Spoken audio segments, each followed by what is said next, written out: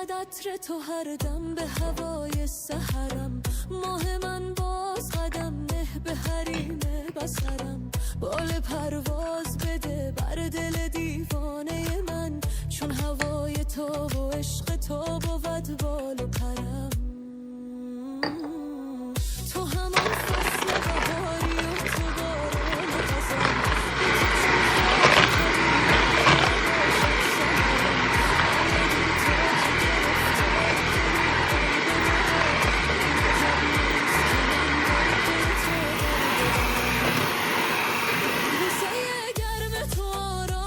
توفان دل است، من چو گلدان ترک خورده به نازت نگرم.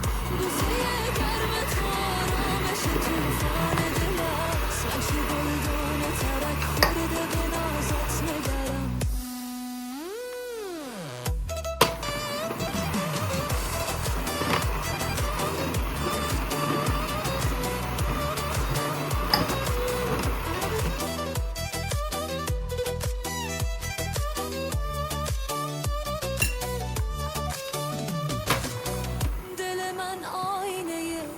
تو و مست خیال، محو چشمان تو باده عشقت به سرم. عالمی با خبر از حال پریشانم شد، محو خورشیدم و چون سایه ز خود بی خبرم. می نگارم به دلم یاد خوش خاطره ها، تا بماند به جهان یادی از عشق و اثرم. می نگارم به دلم یاد خوش خاطره ها، تا بماند به جهان یادی از عشق و اثرم.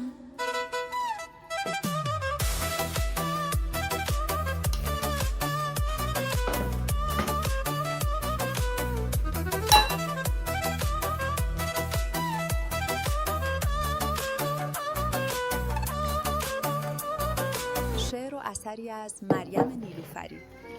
برای حمایت لطفاً سابسکرایب و لایک کنید.